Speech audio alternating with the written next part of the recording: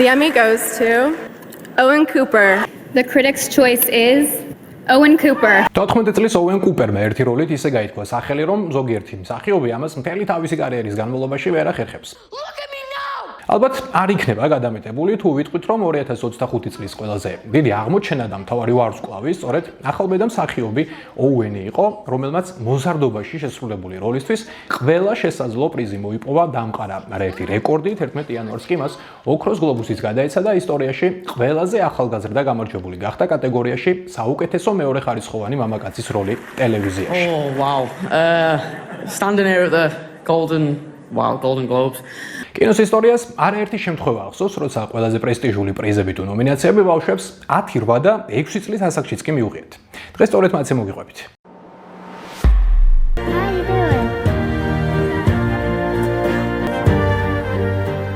ყველაზე შთამბეჭდავი ამ კუთხით კუანჟანე უოლისის ისტორიაა. ის 9 წლის ასაკში იყო ნომინირებული ოსკარზე მთავარი როლის შესრულებისთვის. 2012 წელს 9 წლის კუანჟანე გახდა ოსკარის ყველაზე ახალგაზრდა ნომინანტი საუკეთესო ქალის როლის კატეგორიაში ფილმისთვის ველური სამხრეთის მხეცები. კიდევ უფრო განსაცვიფრებელი კი ამ ამბავში ის არის, რომ ფილმის გადაღებების მომენტში კუანჟანე სულ რაღაც 5 წლის იყო. What? დიახ, 5 წლის. ბავშვმა იმ დროს კითხვაც კი არ იცოდა და საკუთარ როლს აზეპირებინებდნენ. ფილმისთვის რეჟისორი ბენ ზაიტლინი ეძებდა მსახიობებს, რომლებიც 6 წელზე ნაკლების არ უნდა ყოფილიყვნენ, რის გამოც კუანჟანეს დედამ კასტინგზე მოიტყუა, რომ მისი 5 წლის შვილი თითქოს უკვე 6-ის იყო. უოლისმა კასტინგზე სხვა 4000 კანდიდატს აჯობა. პატარა კუანჟანეს კი იმ წელს ჯენიფერ ლოურენსმა აჯობა, რომელმაც მთავარი როლი შეასრულა ფილმში ვერცხლისფერი პიესები ან იმედის სხივების კრებული. ასე გადათარგმნეს საქართველოში ამ ფილმის ათაური. რაც შეეხება კუანჟანე უოლის, ის ახლა 22 წლის არის და სამხრეთის ველური ბუნების მღეცების წარმატების შემდეგ მან მონაწილეობა მიიღო სტივ მაკუინის ფილმში 12 წელი მონობაში და ბიონსეს მუსიკალურ ვიდეოში All Night. 22 წლის მსახიობის უახლესი როლი პოსტაპოკალიფსურ თრილერში ისუნთქეა, რომელშიც ის მილა იოვოვიჩთან და სემ ურტინგტონთან ერთად თამაშობს. ფილმი იშვიათი სისულელეა, ამიტომ მაინც და მაინც არ გირჩევთ მის ნახვას. რადგან კუანჟანე უკვე 9 წლის იყო, როცა ფილმი ფართო აუდიტორია მიხილა, აბსოლუტური რეკორდი ეკუთვნის ჯასტინ ჰენრის. ოსკარის ისტორიაში ყველაზე ახალგაზრდა ნომინანტად სწორედ ის მიიჩნევა. Justin Henry in Kramer vs. Kramer. ჯასტინი 8 წლის იყო, როცა 1980 წელს გადაიღეს საკულტო ფილმში კრამერის წინააღმდეგ. კინოსურათში ის მერილ სტრიპისა და დასტინ ჰოფმანის შვილის როლს თამაშობს, რომელიც განქორწინების პროცესში მყოფ მშობლებს შორის იხილჩება. 8 წლის ჯასტინი იყო ნომინირებული მამაკაცის მეორეხარისხოვანი როლის შესრულებისთვის და ამ კატეგორიაში იმ წელს ოსკარი 79 წლის მელვინ დუგლას გადასცეს. წარმოიდგინეთ, 8 წლის ბავშვი უწევდა კონკურენციას 79 წლის ჩამოყალიბებულ მსახიობს. სწორედ ამის შემდეგ აქტიურდა საუბარი ბავშვთა ცალკე კატეგორიის შექმნაზე, რაც საბოლოო ჯამში არასდროს განხორციელებულა. ჯასტინ ჰენრი ახლა 54 წლის არის და 1980 წელს მიღწეული ფენომენალური შედეგის შემდეგ მას არავითარი კარიერული წარმატება აღარ ჰქონია. თუმცა მისი რეკორდი უკვე თითქმის 50 წელია უცვლელია. როცა ასეთი ასაკი გაქვს, ნომინაციაც რა თქმა უნდა ფენომენალური შედეგია, თუმცა გაიმარჯვა და აჯობა პროფესიონალ გამოცდილ მსახიობებს სხვა დონის წარმატებაა. ოსკარის ისტორიაში დღემდე ყველაზე ახალგაზრდა გამარჯვებული არის ტატუმ მონილი. All I really want to thank is my director Peter Bogdanovich and my father. Thank you. გოგონა 10 წლის იყო, როცა 1973 წელს გადაიღეს ფილმში ქაღალდის მთვარე. ის თამაშობდა პატარა თაღლით თავის ნამდვილ მამასთან, რაიან ონილთან ერთად.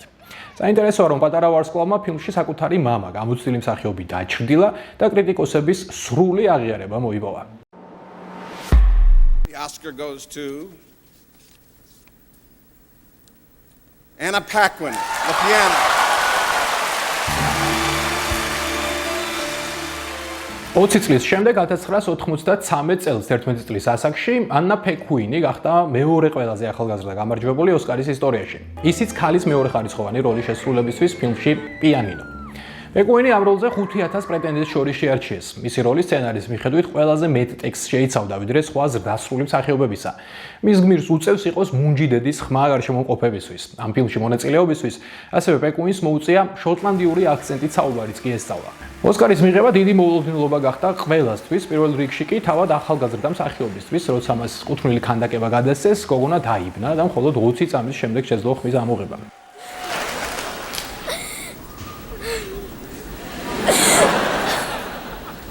რაც შეეხება ფილმს, პიანინომ კანის კინოფესტივალზე მთავარი პრიზი მოიპოვა, ხოლო ოსკარზე საუკეთესო სცენარის კატეგორიაშიც გაიმარჯვა, ასე რომ თუ ამ საღამოს კარგი ფილმის ნახვა გსურთ, იცით რაც უნდა გააკეთოთ. როცა მსახიობ ბავშვებზე ვსაუბრობ, რა თქმა უნდა, არ უნდა გამოგხსნეს ჰეილი ჯოელ ოსმენტი. დარწმუნებული ვარ, ეს ბიჭუნა ყველა თქვენგანს ეცნობა. მას არაერთი ფილმიდან ვიცნობთ, თუმცა მათგან ყველაზე გამორჩეული მე-6 გრძნობაში შესრულებული როლია. სწორედ ამ ფილმში შესრულებული სულის შემძვრელი როლისთვის 11 წლის ასაკში მან ოსკარზე ნომინაცია და საყოველთაო აღიარება დაიმსახურა. მე-6 გრძნობაში მის მიერ წარმოთქმულმა ფრაზამ I see dead people.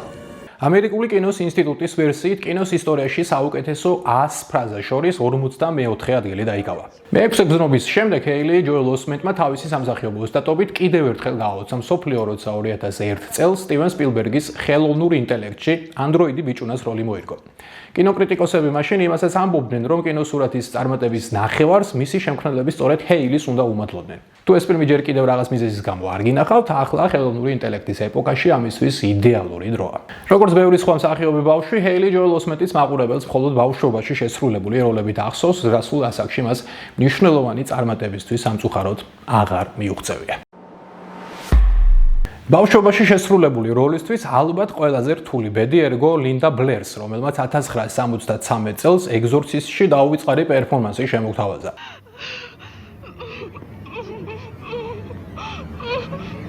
ის 14 წლის იყო, როცა ამ ფილმში დემონით შეპყრობილი გოგონას როლი განასახიერა. მოიპოვა ოქროს გლობუსი და ნომინირებული იყო ოსკარზე. თუმცა მის მიერ შესრულებულმა როლმა საზოგადოება იმდენად შეაშინა, რომ მისი კარიერა კინოში ამის შემდეგ ფაქტობრივად დაპაუზდა.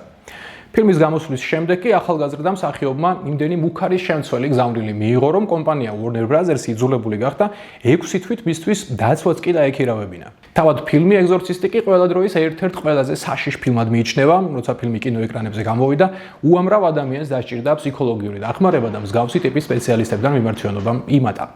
ამ ფილმს უკავშირებენ გახმაურებულ ამბავს ახალგაზრდა გერმანელი გოგონას ანელის მიშელის შესახებ. ის საზოგადოებაში ცნობილია როგორც ემილი როუზი. საქმე ისაა, რომ ანელის და მის ახლო წრეს სჯეროდათ, რომ ის დემონებით იყო შეპყრობილი, თუმცა ზოგიერთი სპეციალისტი ანელიზის ფსიქოლოგიურ თუ ფიზიკურ მდგომარეობას სწორედ ამ ფილმს უკავშირებდა. ჩემ არხზე უკვე დევს რეალურ ამბებზე დაფუძნებული ჰორორების ვიდეო და ამ ამბავმა თუ დაგაინტერესათ, იქ ვსაუბრობ უფრო ვსად. ამ სიაში აუცილებლად უნდა ვახსენოთ ჰოლივუდის ერთ-ერთი ყველაზე კაშკაშა, თუმცა ჩემი აზრით დაუფასებელი ვარსკვლავი, სირშა რონანი. სირშა 13 წლის იყო, როცა ფილმში მონანიება მეორე ხარისხოვანი როლის შესრულებისთვის ოსკარზე წარადგინეს. მას შემდეგ სირშა კიდევ 3 იყო ნომინირებული ოსკარზე, თუმცა კინოაკადემიამ რატომღაც მას გვერდი ყოველ ჯერზე აუარა. სხვა ბავშვებისგან განსხვავებით, სირშა რონანს დღემდე წარმატებული კარიერა აქვს და იმედი მაქვს, რომ ერთ დღესაც მისი ღვაწლი დაფასდება.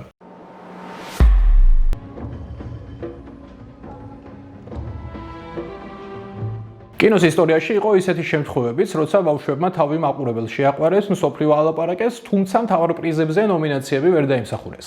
ამის ერთ-ერთი ყველაზე ნათელი მაგალითი ნატალი პორტმანია. მისი დებიუტი 13 წლის ასაკში შედგა და კინოს ისტორიაში ერთ-ერთი ყველაზე დასამახსოვრებელი როლი გვაჩვქა. თუ ჯერაც ვერ მიხვდით, საუბარია ლეონში შესრულებული როლისთვის, სადაც ის ლეონის განუყრელ მეგობარს მატილდას განასახიერებს. აქვე მინდა ვახსენო პატარა ქართველი ვარსკვლავი თედო ბექაურიც, რომელმაც 2009 წელს გიორგი ოვაშვილის ფილმში გაღმა ნაპირი 12 წლის ასაკში მთავარი როლი შეასრულა. მახსოვს, რომ მაშინ მთელი საქართველო ამ ბიჭზე საუბრობდა, თედო ბექაურმა ამ როლით აღიარება არა მარტო ჩვენს ქვეყანაში, არამედ საერთაშორისო ასპარეზეს მოიპოვა. მისი მონაგარი ასე გამოიყურება. დაკა საერთაშორისო კინოფესტივალი ბანგლადეში, ჯილდო მამაკაცის როლის საუკეთესო შესრულებისთვის, პალმ სპრინგის საერთაშორისო კინოფესტივალი, ამერიკა, ფიპრესის ჯილდო მამაკაცის როლის საუკეთესო შესრულებისთვის, საერთაშორისო კინოფესტივალი ოქროს ფორთოხალი, ანტალია, თურქეთი, პრიზი მამაკაცის საუკეთესო როლისთვის, ევროპული კინოაკადემიის ნომინაცია, თედო ბექაური წარდგენილი იყო ნომინაციაზე წლის აღმოჩენა. 2 წლის წინ თედო ბექაური კიდევ ერთ ქართულ ფილმში გამოჩნდა უარყოფითი რიცხვები, თუმცა აქ ისეთივე შთაბეჭდილება აღარ მოუხდენია, თანაც მას მეორე ხარისხოვანი როლი ჰქონდა. როგორც ჩანს, ბავშვობაში შესრულებული დაუვიწყარი როლის შემდეგ მსახიობთა უმრავლესობა კარიერას ვეღარ აგრძელებს, იმედია უენ კუპერსაც იგივე ბედი არ ელის. გამიზიარეთ თქვენთვის რომელი ბავშვის როლი იყო ყველაზე შთამბეჭდავი და არხის გამოწერა არ დაგავიწყდეთ, რომ აღარასდროს გაგიჩნდეთ კითხვა. რას ვუყურო?